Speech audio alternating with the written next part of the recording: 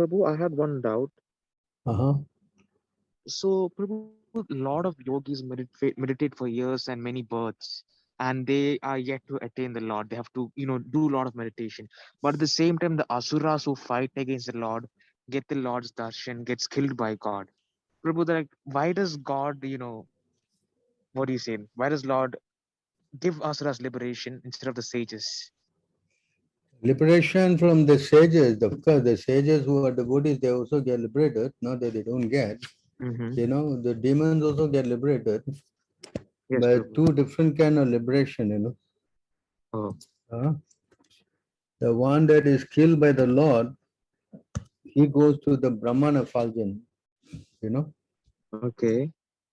Whereas those who are killed, I mean, those who love the Lord, they go Okay. to the spiritual world inside. Understood, Prabhu. So they go to Golokdham. Yes, whereas those who are killed by, the demons, they go Uh-huh. into the Brahman effulgence. I mean, they go to the Brahma Jyoti. Uh-huh. They don't So, get entrance into the spiritual world. oh, okay, Prabhu. But Prabhu, do the Understand? demonic people maintain their individuality when they merge with the Brahman effulgence? Individuality is always there. Can you read this? Yes, Prabhu. Those who attain Brahma Sayudhya liberation cannot gain entrance into Vaikuntha. Their residence is outside the Vaikuntha planet. See, those who get liberated, I mean, those demons, they cannot go inside. They go on the lights. Yes, Prabhu. Read on. Outside the Vaikuntha planets is the atmosphere of the glowing effulgence, which consists of the supremely bright rays of the body of Lord Krishna.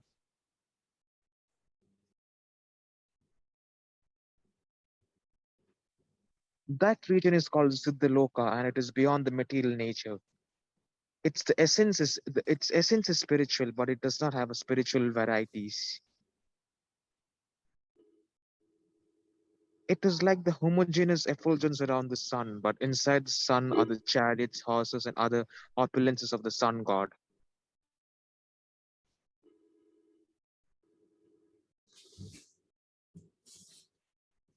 Can you read on? Yes, Prabhu.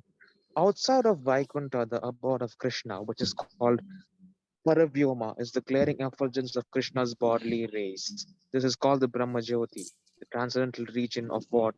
Of that effulgence is called Siddhaloka or Brahmaloka. When impersonalists achieve liberation, they merge into that Brahmaloka effulgence.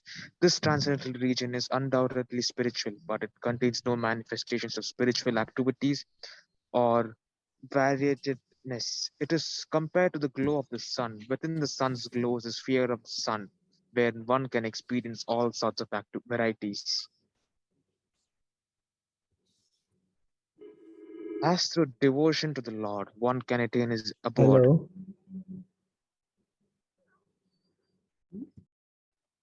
You can continue, bro. All right, Prabhu. As through devotion to the Lord, one can attain his abode. Many have attained that goal by abandoning the sinful activities and absorbing their minds in the Lord through lust, envy, fear, or affection.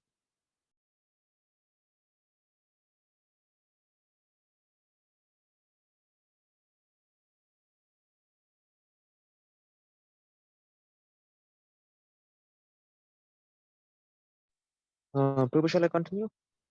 Yeah, yeah. Okay, Prabhu. As the powerful sun by its glowing rays can purify all kinds of impurities, so the all spiritual personality of Godhead can purify all material qualities in a person he attracts. Even if one is attracted by the Godhead in the mode of material lust, such attraction is converted into spiritual love of Godhead by His grace. Similarly, if one is related to the Lord in fear and animosity, he also becomes purified by the spiritual attraction of the Lord. Although God is great and the small, living entity is small, they are spiritual individuals, and therefore, as soon as there is a reciprocal exchange by the living entity's free will, at once the great spiritual being attracts a small living entity.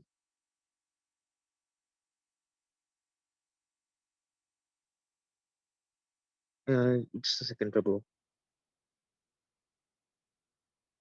and free will, thus freeing him from all material bondage.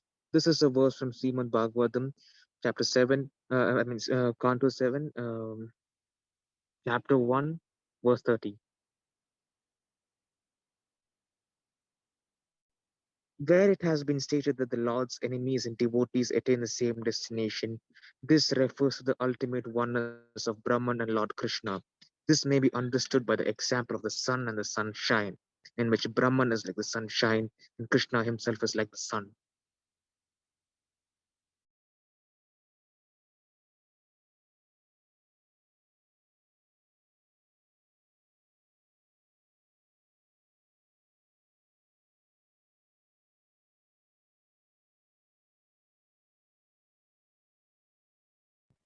Prabhu, you are muted, Prabhu.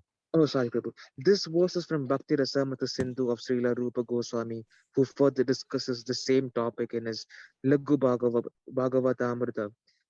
Therefore, he refers to the Vishnu Purana, where Maitreya Muni asked Parasara in regard to Jaya and Vijaya how it was that Hiranyakashipu next became Ravana and enjoyed more material happiness than the demigods, but did not attain salvation.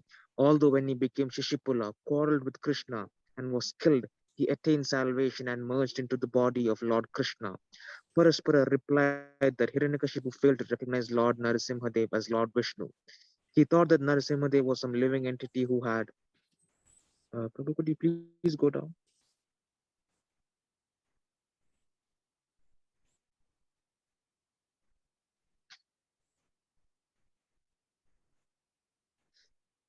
Yes, Prabhu. Thank you, Prabhu.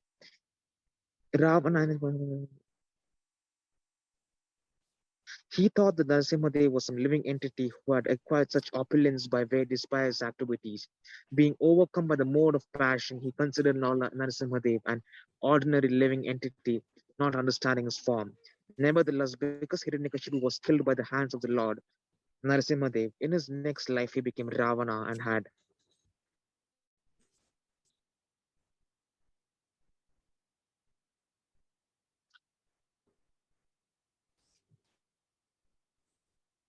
had a proprietorship of unlimited opulence. As Ravana with unlimited material enjoyment, he could not accept Lord Rama as the personality of Godhead. Therefore, even though he was killed by Rama, he did not attain Sayuja or oneness with the body of the Lord. In his Ravana body, he was too much attracted to Rama's wife, Janaki. And because of that attraction, he was able to see Lord Rama. But instead of accepting Lord Rama as an incarnation of Vishnu, Ravana thought him as an ordinary living being. When killed by the hands of Rama, therefore he got the privilege of taking birth as Shishipula, who had such immense opulence that he could think.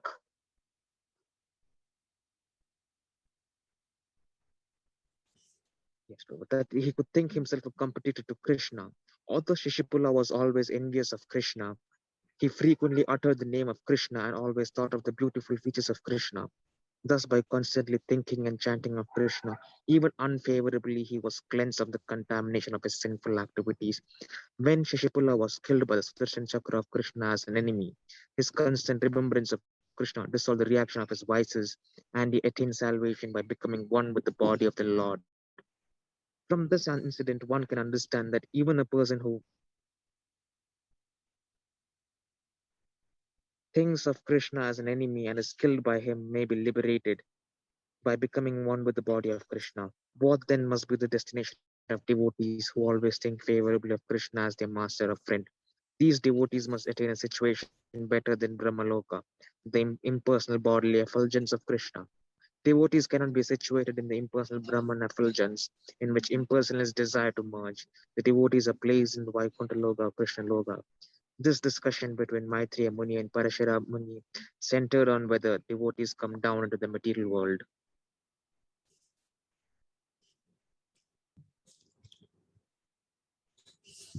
In every millennium, like Jaya and Vijaya, who were cursed by the Kumaras to that effect, in course of these instructions to Maitreya about Hiranyakashipu, Ravana, and Shishipula, Parashara did not say that these demons were formerly Jaya and Vijaya. He simply described their transmigration through 3 lives. It is not necessary for the Vaikuntha associated to the Supreme Personality of Godhead to come take the role of his enemies in all the millenniums in which he appears.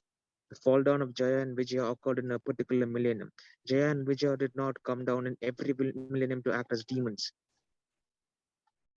To think that some associates of the Lord fall down from Vaikuntha in every millennium to become demons is totally incorrect. The Supreme Personality of Godhead has all the tendencies that may be found in the living entity, for he is the chief of the living entities. Therefore, it is natural that sometimes Lord Vishnu wants to fight, just as he has the tendencies to create, to enjoy, to be a friend, to accept a mother and a father, and so on. He also has a tendency to fight. Sometimes important landlords and kings keep wrestlers with whom they practice mock fighting, and Vishnu makes similar arrangements. These demons who fight with the Supreme Personality of Godhead in this material world are sometimes his associate. When there's a scarcity of demons and the Lord wants to fight, he instigates some of his associates of Vaikuntha to come and play as demons. When it is said that Shishupala merged into the body of Krishna, it should be noted that in this case he was not Jaya or Vijaya, he was an actual demon. In his Brihad Bhagavatamrita, Srila Sanatana Goswami has explained that the attainment of salvation by merging into the Brahman effulgence, the Lord cannot be accepted as the highest success in life, because demons like Kamsa, who were famous for killing Brahmanas and cows, attain that salvation. For devotees, such salvation is abominable. Devotees are actually in a transcendental position, whereas non-devotees are candidates for hellish conditions.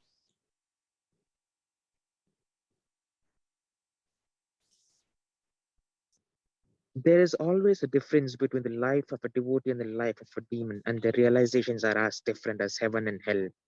Demons are always accustomed to being malicious towards devotees and to killing brahmanas and cows. For demons, merging into the Brahman effulgence may be very glorious, but for devotees it is hellish. A devotee's aim The devotee's aim in life is to attain perfection in loving the Supreme Personality of Godhead. Those who aspire to merge into the Brahman effulgence are as abominable as the demons.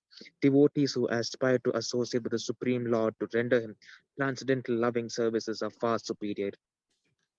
So you can see the role is too different.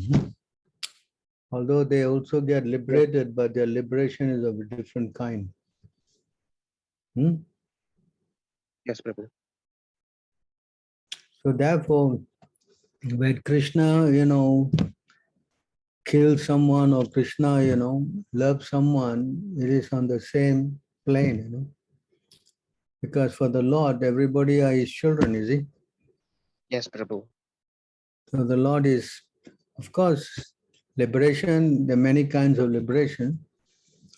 So this merging into the Lord is also one aspect, Yes, Prabhu.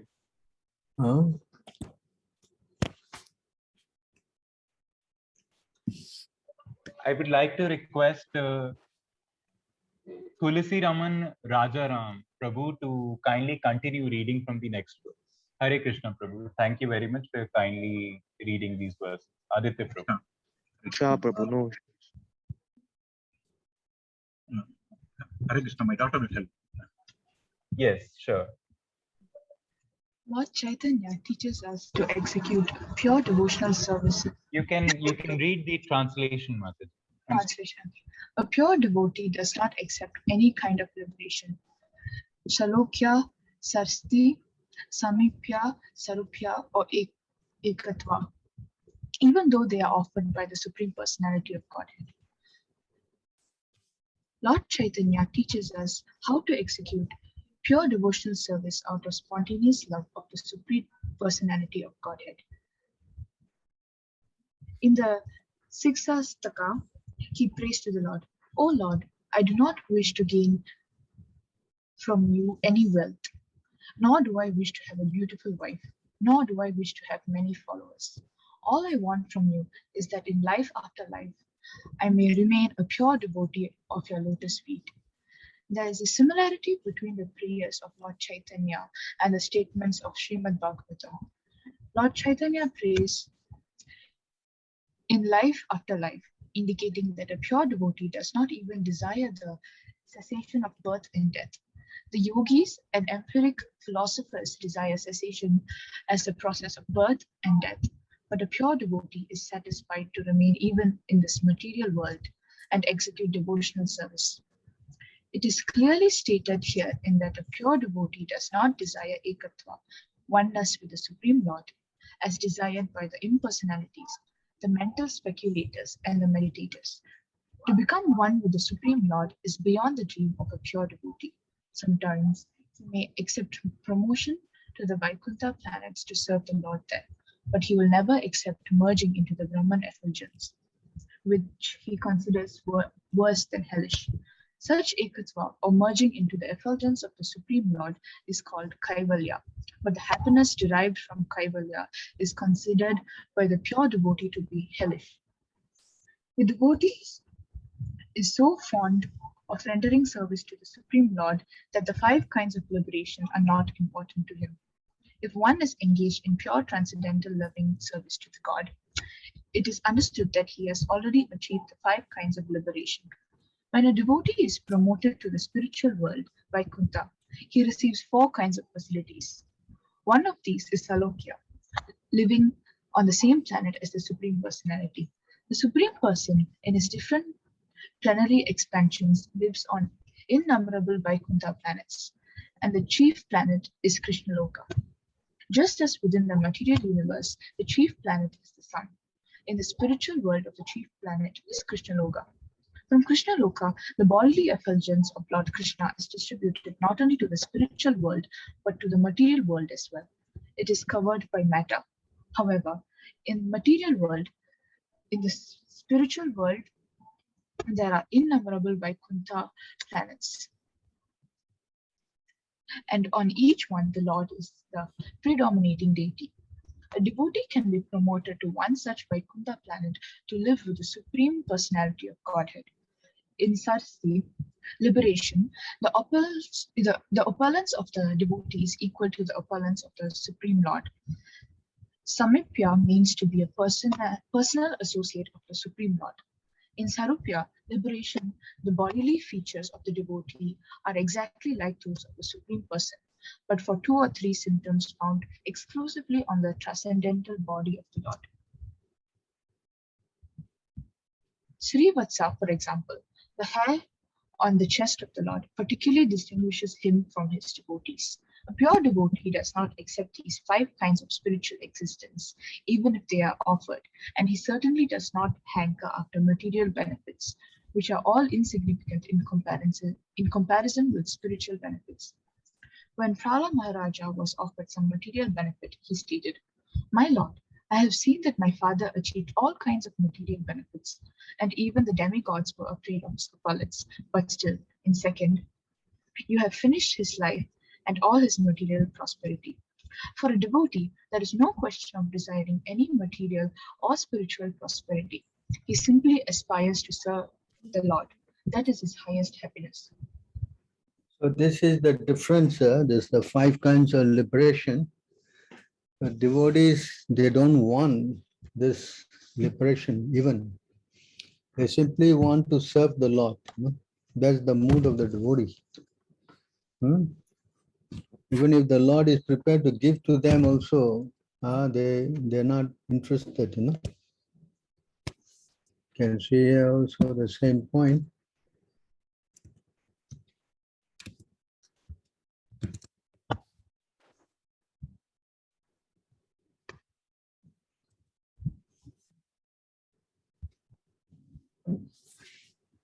Everything that can be achieved by fruitive activities, penance, knowledge, detachment, mystic yoga, charity, religious duties, and all other means of perfecting life is easily achieved by my devotee through loving service unto me. If somehow or other my devotee desires promotion to heaven, liberation, or residence in my abode, he easily achieves such benedictions.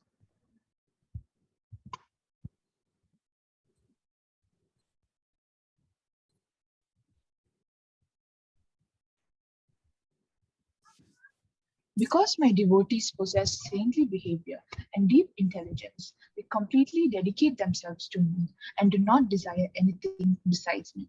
Indeed, even if I offer them liberation from birth and death, they do not accept it.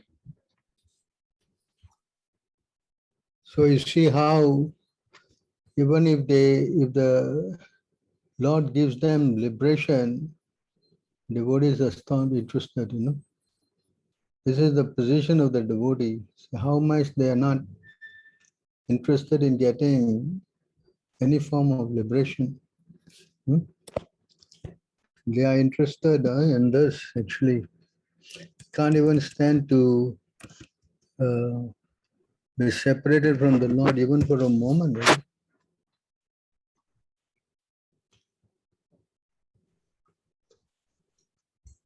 The lotus feet of Supreme Personality of Godhead are sought even by the greatest of demigods, such as Brahma and Shiva, who have all accepted the Supreme Personality of Godhead as their life and soul. A pure devotee of the Lord can never forget those lotus feet in any circumstance. He will not give up his shelter at the lotus feet of the Lord for a single moment. Indeed, not for a half moment. Even in exchange for the benediction of ruling and enjoying the opulence of the entire universe, such a devotee of the Lord is to be considered the best of the Vaishnavas.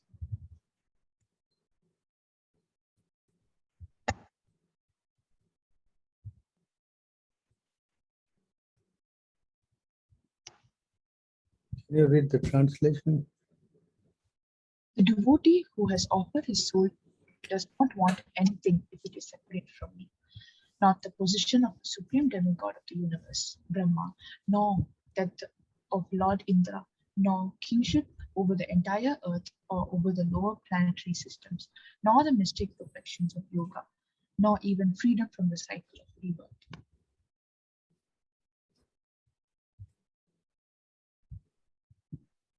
So you see, this is the position of the devotee. They don't want anything except to be with Krishna, you know. They can't stand separation from Krishna even for a moment, because Krishna is so attractive. You know, whereas people who go and merge, they may go there, but because of, there's nothing to do there, huh? They generally, although going, because of lack of activity, they fall down because they neglected Krishna's lotus feet, you know.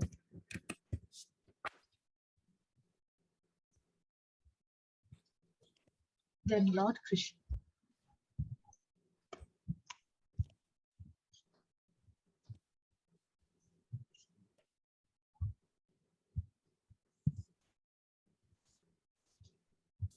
Huh?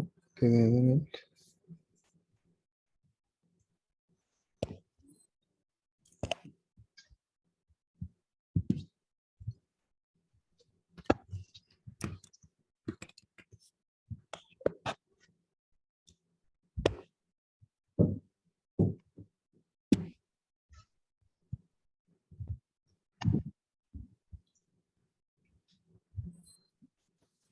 Can you read that? Someone may say that aside from devotees who always seek shelter at the Lord's lotus feet, there are those who are not devotees but who have accepted different processes of attaining salvation. What happens to them? In answer to this question, Lord Brahma and the other demigods said, O lotus-eyed Lord, although non-devotees who accept severe austerities and penances to achieve the highest position may think themselves liberated, their intelligence is impure. They fall down from their position of imagined superiority because they have no regard for your lotus feet. See that? Give it a purport. Aside from devotees, there are many other non-devotees known as karmis, jnanis, or yogis, philanthropists, outrages, politicians, impersonalities, and voidists. There are many varieties of non-devotees who have their respective ways of liberation, but simply because they do not know the shelter of the Lord's lotus feet, although they falsely think that they have been liberated and elevated to the highest position, they fall down, as clearly stated by the Lord himself in Bhagavad Gita 9:3.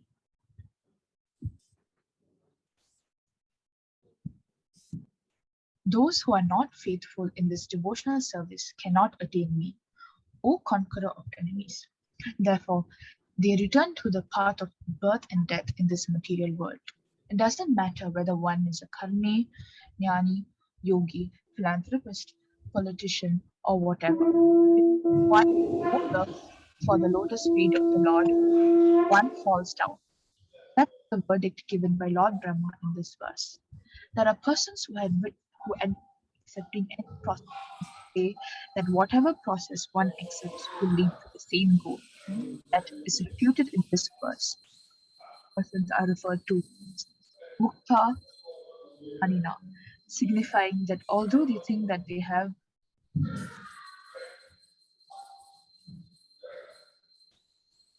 achieved the high perfection, in fact they have not. In the present day, big politicians all over the world think that by scheming they can occupy the highest political post, that of president or prime minister.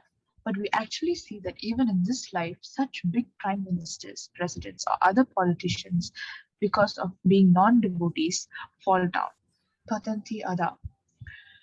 To become president or prime minister is not easy. One must work very hard. Aruya Krishna to achieve the post. And even though one may reach his goal at any moment, one may be kicked down by material nature. In human society, there have been many instances in which great, exalted politicians have fallen from government and became lost in historical oblivion. The cause of this is Avisuddha Buddhaya. The intelligence is impure. The Sastra says, Na te vidu swartha gatim hi Vishnu.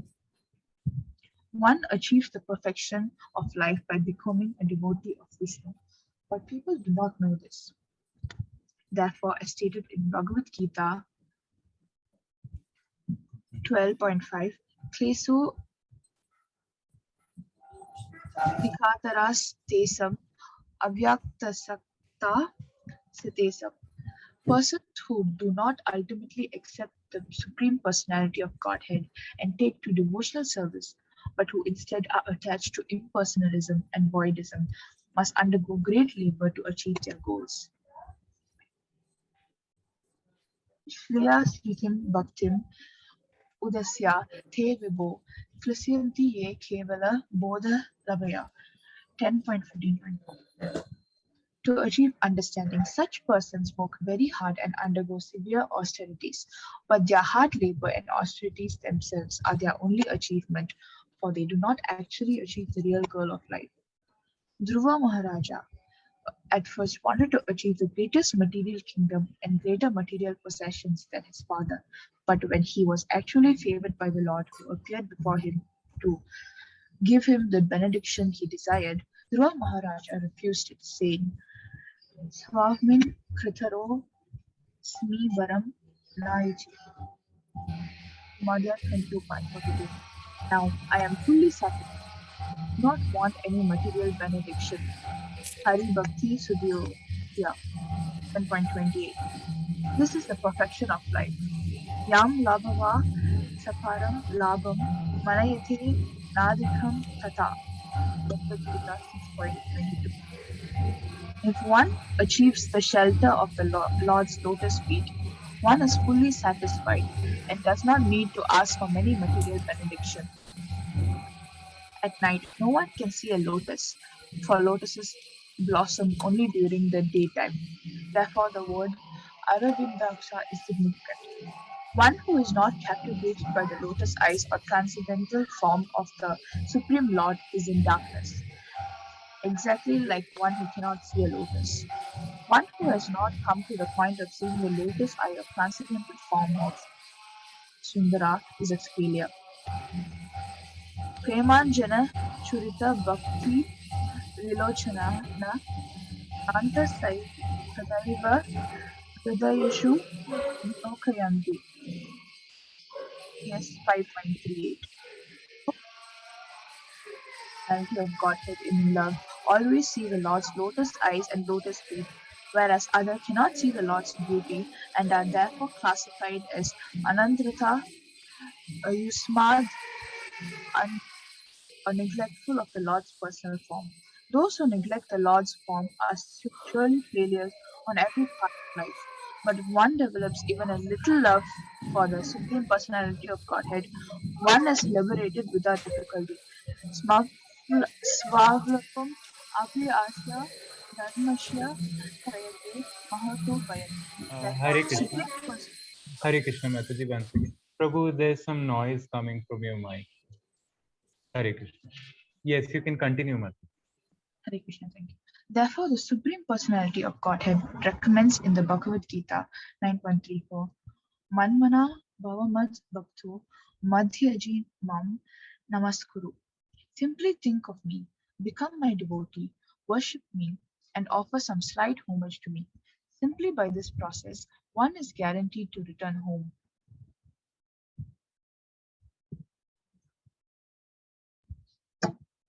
Return home back to Godhead and thus attain the highest perfection.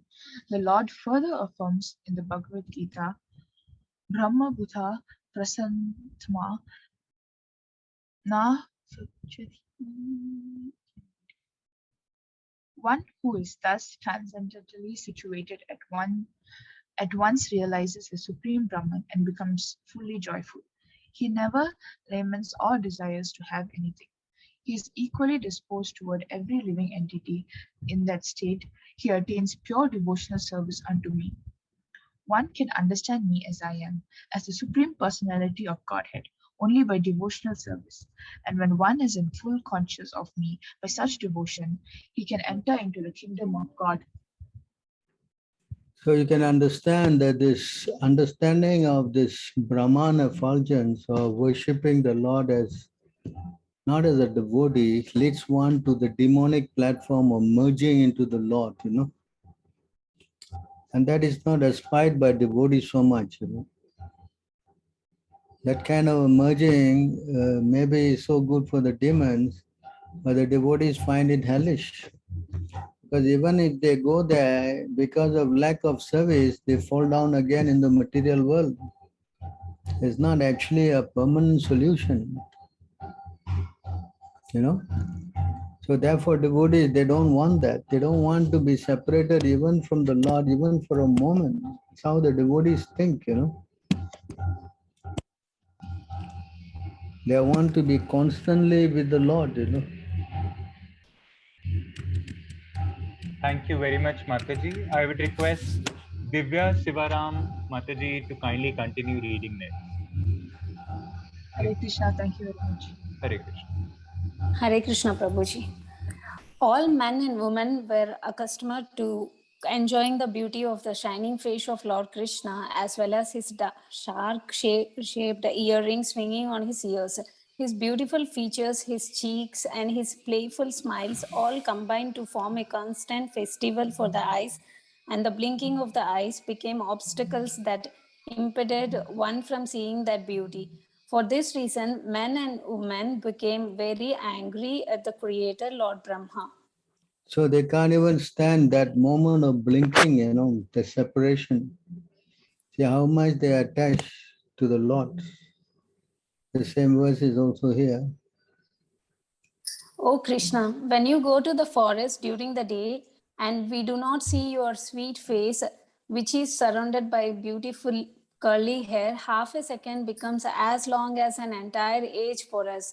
And we consider the Creator who has put eyelids on the eyes we use for seeing you to be simply a fool. So you can see how the devotees are not, they can't tolerate that even moments of separation, So that they don't want any kind of liberation, you see. And this liberation that we talk about, the pleasure that is so much, wanted by the non-devotees, they think that is the highest, but is nothing compared to the service of the Lord. Or if unsuccessful after long. Birth in a family of yogis or transcendentalists, those with great wisdom is praised. Herein, because a child.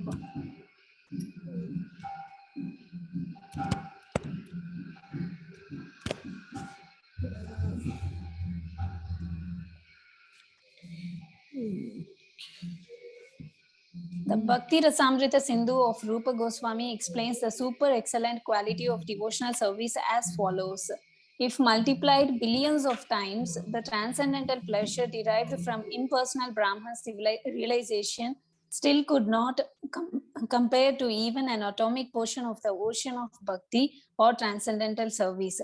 Similarly, the Bhavartha Deepika states, for those who take pleasure in the transcendental topics of the Supreme Personality of Godhead, the four progressive realizations of religiosity, economic development, sense gratification, and liberation, all combined together, cannot compare any more than a straw could to the happiness derived from hearing about the transcendental activities of the Lord.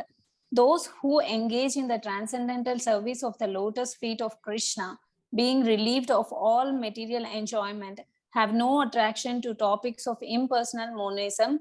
In the Padma Purana, in connection with the glorification of the month of Kartika, it is stated that devotees pray, dear Lord, always remembering your childhood pastimes at Vrindavan is better for us than aspiring to merge into the impersonal Brahman. During your childhood pastimes, you liberated the two sons of Kuvera and made them great devotees of your lordship. Similarly, I wish that instead of giving me liberation, you may award me such devotion unto you. In the higher Shriya Sri Narayana Vyuhastva, in the chapter called Narayana Stotra, it is stated, my dear Lord, I do not wish to become a man of religion or a master of economic development or sense gratification, nor do I wish for liberation. Although I can have all these from you, the supreme bestower of benedictions, I do not pray for any of this. I simply pray that I may always be engaged as a servant of your lotus feet. Nrisimhadeva offered Prahlad Maharaj all kinds of benedictions, but Prahlad Maharaj did not accept any of them, for he simply wanted to engage in the service of the lotus feet of the Lord. Simply, a pure devotee wishes to be blessed like Prahlad Maharaj by being thus endowed with a devotional service. Devotees also offer their respects to Hanuman, who always remained a servant of Lord Rama. The great devotee Hanuman prayed, I do not wish to take liberation or to merge in the Brahman effulgence, where the conception of being a servant of the Lord is completely lost. Similarly, in the Narada Pancharatra, it is stated, I do not want any one of the four desirable stations. I simply want to engage as a servant of the lotus feet of the Lord. King Kulasekara, in his very famous book, Mukunda Mala Stotra, prays, my Lord, I do not worship you to be liberated from this material entanglement, nor do I wish to save myself from the hellish condition of material existence, nor do I ever pray for a beautiful wife to enjoy in a nice garden. I wish only that I may always be in full ecstasy with the pleasure of serving your lordship. In Srimad Bhagavatam, also there are many instances in the 3rd and 4th cantos in which devotees pray to the Lord simply to be engaged in his service and nothing else. So this is the mood of the devotees, the devotees don't want anything but to be with Krishna, is it? So you can see here the pleasure that is coming from the impersonal aspect in the Brahma Jyoti, if multiplied 1,000,000 times, still could not compare to an atomic portion of devotional service to the Lord, you see. So how insignificant this Brahman effulgence is, merging with Brahman. So once the devotees have relished the association of the Lord, then nothing in their mind can change that, and they don't want anything in exchange for that. See, that's the mood of the devotee. See, for those who take pleasure in the transcendental topics of the Supreme Personality of Godhead, the four progressive realization, Dharma, Artha, Kama, Moksha, all combined to cannot compare any more than a straw to the happiness derived from hearing about the transcendental pleasures of the Lord, See, so this is, the position is very, so, what we say, The devotees are so much higher pleasure compared to the merging of this into the lotus feet of the merging to the effulgence of the Lord. So another prayer by this prayer is very you can see here.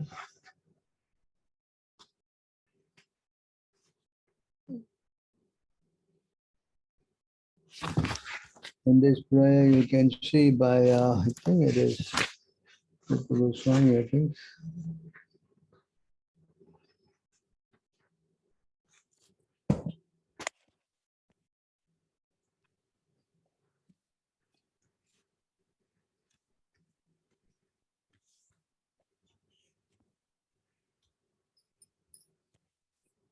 This prayer you can see.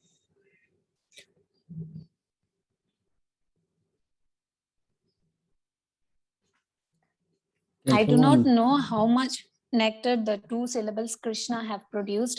When the holy name of Krishna is chanted, it appears to dance within the mouth. We then decide many, many mouths.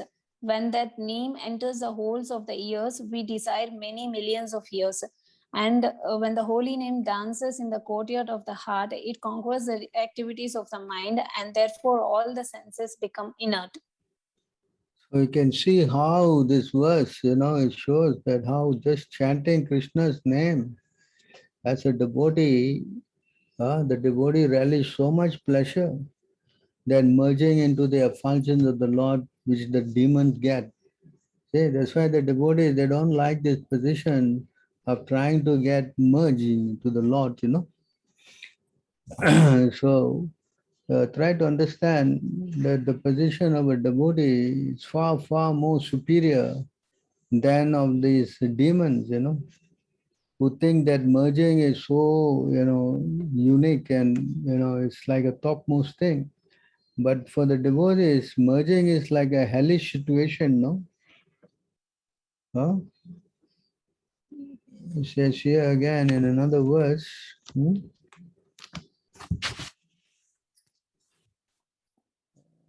me a minute.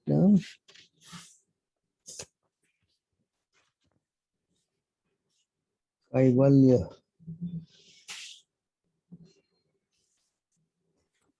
Give me a minute. Thank you very much, Mataji. I would like to request the other devotees if they can kindly come forward and take their turn in reading the verses. The other devotees who haven't read Hare yet. Krishna Prabhu. Hare Krishna Prabhu, may I?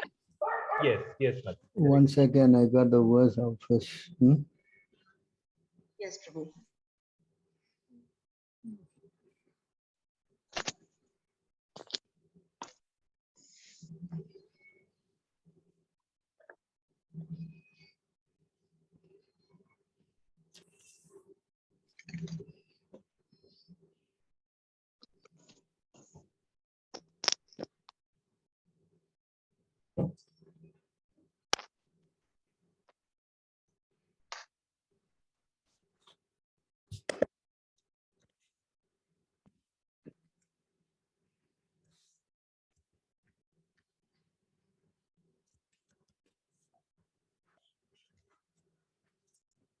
So here you can see how. Can you read this? Yes, Prabhu. Kaivalyam narakayate tridashapur akasha pushpayate turdantendriya kala sarpa patali proktata damstrayate vishwam purna sukhayate vidhi mahendradischa kirtayate yat karunya kataksha vaibhavatam tam gauram evas tumaha. Kaivalya, oneness in the effulgence of Brahman, appears hellish to the devotee. The heavenly planets, the abodes of the demigods, appear to a devotee like phantasmagorias. The yogis meditate for sense control, but for the devotee, the senses appear like serpents with broken teeth. The devotee doesn't have to control his senses, for his senses are already engaged in the Lord's service. Consequently, there is no possibility that the senses will act like serpents. In the material condition, the senses are as strong as poisonous snakes, but when the senses are engaged in the Lord's service, they are like poisonous snakes with the fangs removed, and so they are no longer dangerous. The entire world is a replica of Vaikuntha for the devotee because he has no anxiety. He sees that everything belongs to Krishna, and therefore he does not want to enjoy anything for himself. He does not even aspire for the position of Lord Brahma or Indra. He simply wants to engage everything in the service of the Lord. Therefore, he has no problem.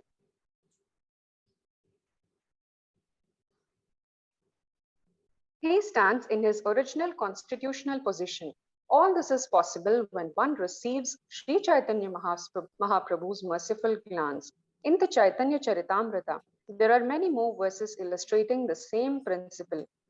Dik kurvanti cha brahma yoga vidushastam gaura chandram numaha. Chaitanya Charitamrita 6. Tavad brahma katha vimukta padavi tavan na tikti bhavet tavat chapi vishrankhalatvam ayate no loka vedasthitihi tavat shastra vidam mithah kalakalo nana bahir vatmasu Shri Chaitanya Padambuja Priyajano Yavan Nadi Gocharaha. Chaitanya Chandramrita 19. Okay, can I read the translation? Yes, Prabhu. A discussion of the impersonal Brahman is not very palatable to a devotee. The so-called regulations of the Shastras also appear null and void to him. There are many people who argue over the Shastras, but for a devotee, such discussions are but tumultuous roaring. By the influence of Sri Chaitanya Mahaprabhu, all these problems disappear. So you see how from here you can catch that this merging into God is a hellish situation for the devotee. Is it? A devotee, he doesn't consider this as anything, of real value, is it? Huh? How much the devotee is not interested,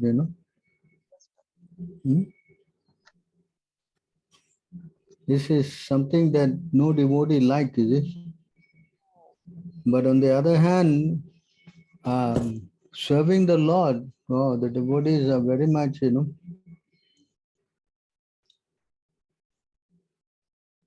very much interested in serving the Lord, is it? Yes, sir. So therefore, the two different things, you see, although we have liberation, but the liberation of merging is rejected by the devotee. Whereas for the non-devotee, they consider is a very, topmost thing to go and get to merge with the Lord. Is it? Yes. So therefore, in fact, if you become a devotee, then this mukti is standing at your door, wanting to serve you. Mukti is waiting at your door to serve the devotee with folded hands, it says. So that's a difference, difference between a devotee. He don't have to run after serving or getting mukti. Mukti is already waiting to serve him.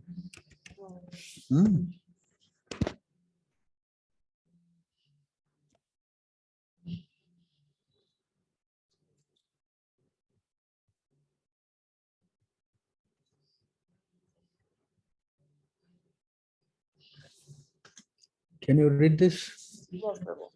Oh my Lord, if one engages in your pure devotional service with determination, you become visible in your original transcendental youthful form as the Supreme Personality of Godhead. As far as liberation is concerned, she stands before the devotee with folded hands waiting to render service. Religion, economic development, and sense gratification are all automatically attained without separate endeavor. Krishna Karnamrita 107. So see here,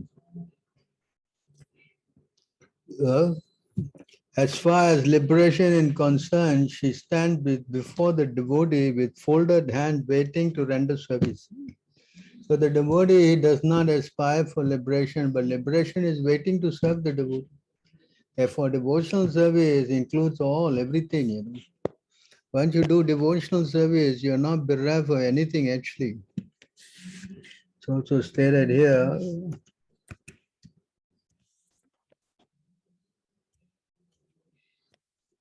The Bhagavad Gita as well.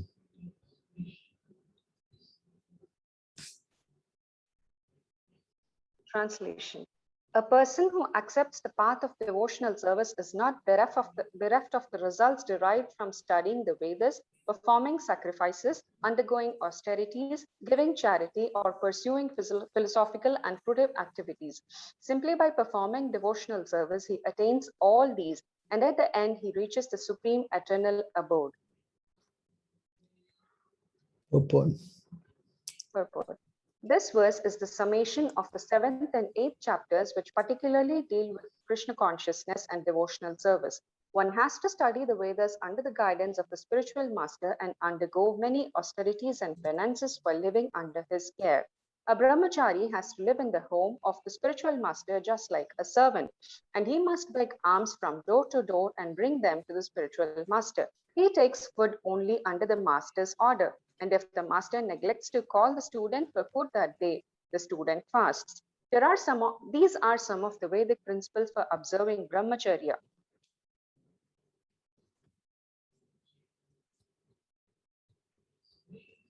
After the student studies the Vedas under the master for some time, at least from age 5 to 20, he becomes a man of perfect character. Study of the Vedas is not meant for the recreation of armchair speculators, but for the formation of character. After this training, the brahmachari is allowed to enter into household life and marry. When he is a householder, he has to perform many sacrifices so that he may achieve further enlightenment. He must also give charity according to the country, time, and candidate, discriminating among charity in goodness, in passion, and in ignorance, as described in Bhagavad Gita. Then after retiring from household life, upon accepting the order of Vanaprastha, he undergoes severe penances, living in forests, dressing with tree bark, not shaving, etc. By carrying out the orders of brahmacharya, householder life, Vanaprastha, and finally sannyasa, one becomes elevated to the perfectional stage of life. Some are then elevated to the heavenly kingdoms, and when they become even more advanced, they are liberated in the spiritual sky, either in the impersonal Brahmajyoti or in the Vaikuntha planets or Krishna Loka. This is the path outlined by Vedic literatures. The beauty of Krishna consciousness, however, is that by one stroke, by engaging in devotional service, one can surpass all the rituals of the different orders of life. The words idam viditva indicate that one should understand the instructions given by Sri Krishna in this chapter and the 7th chapter of Bhagavad Gita. One should try to understand these chapters not by scholarship or mental speculation, but by hearing them in association with devotees. Chapters 7 through 12 are the essence of Bhagavad Gita. The first 6 and the last 6 chapters are like coverings for the middle 6 chapters, which are especially protected by the Lord. If one is fortunate enough to understand Bhagavad Gita, especially these middle 6 chapters, in the association of devotees, then his life at once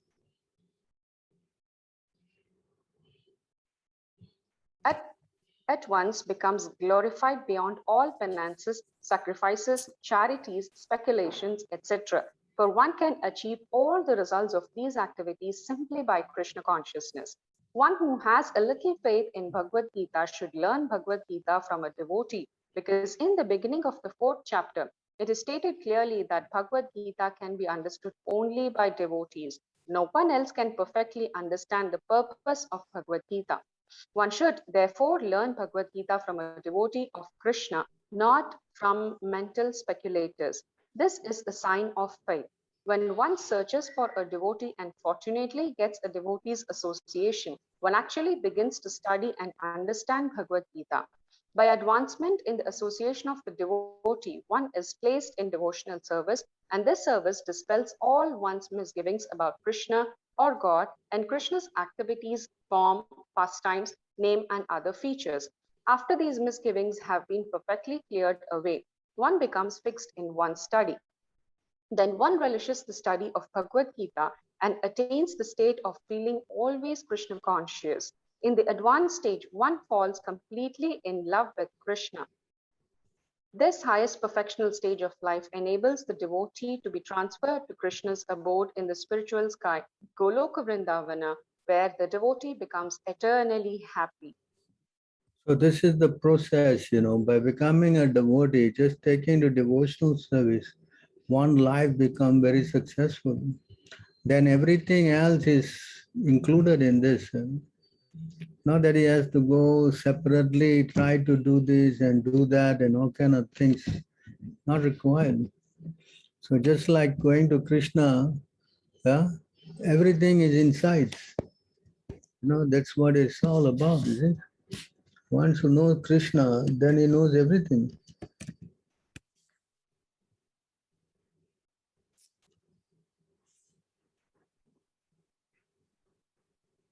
Whoever knows me as the Supreme Personality of Godhead without doubting is the knower of everything. He therefore engages himself in full devotional service to me, O son of Bharata. Purport. There are many philosophical speculations.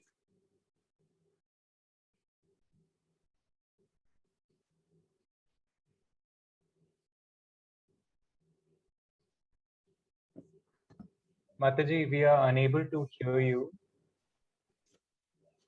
Maybe someone else can continue. Yes, Prabhu. Sorry. I was on mute, Prabhu. Hare Really Krishna. sorry. Yes.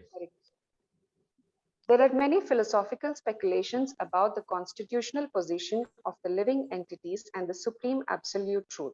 Now, in this verse, the Supreme Personality of Godhead clearly explains that anyone who knows Lord Krishna to be the Supreme Person is actually the knower of everything. The imperfect knower goes on simply speculating about the absolute truth, but the perfect knower, without wasting his valuable time, engages directly in Krishna consciousness, the devotional service of the Supreme Lord.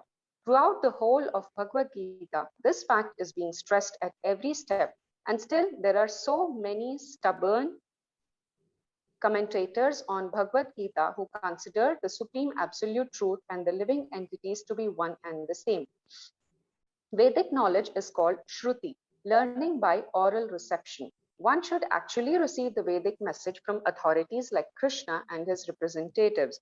Here, Krishna distinguishes everything very nicely, and one should hear from this source. Simply to hear like the hogs is not sufficient. One must be able to understand from the authorities. It is not only that one should simply speculate academically. One should submissively hear the Bhagavad Gita. One should submissively hear from Bhagavad Gita that these living entities are always subordinate to the Supreme Personality of Godhead. Anyone who is able to understand this, according to the Supreme Personality of Godhead, Sri Krishna, knows the purpose of the Vedas. No one else knows the purpose of the Vedas. The word bhajati is very significant. In many places, the word bhajati is expressed in relationship with the service of the Supreme Lord. If a person is engaged in full Krishna consciousness in the devotional service of the Lord, it is to be understood that he has understood all the Vedic knowledge. In the Vaishnava Parampara, it is said that if one is engaged in the devotional service of Krishna, then there is no need for any other spiritual process of understanding the Supreme Absolute Truth. He has already come to the point because he is engaged in the devotional service of the Lord. He has ended all preliminary process of understanding. But if anyone, after speculating for hundreds of thousands of lives, does not come to the point of Krishna, that Krishna is the Supreme Personality of Godhead and that one has to surrender there, all his speculation for so many years and lives is a useless waste of time. So you see how by knowing Krishna, everything becomes complete. You see here, can you read this? Yes, Prabhu. This is the most confidential part of the Vedic scriptures, O sinless one, and it is disclosed now by me. Whoever understands this will become wise and his endeavors will know perfection. So purport. The Lord clearly explains here that this is the substance of all revealed scriptures, and one should understand this as it is given by the Supreme Personality of Godhead. Thus one will become intelligent and perfect in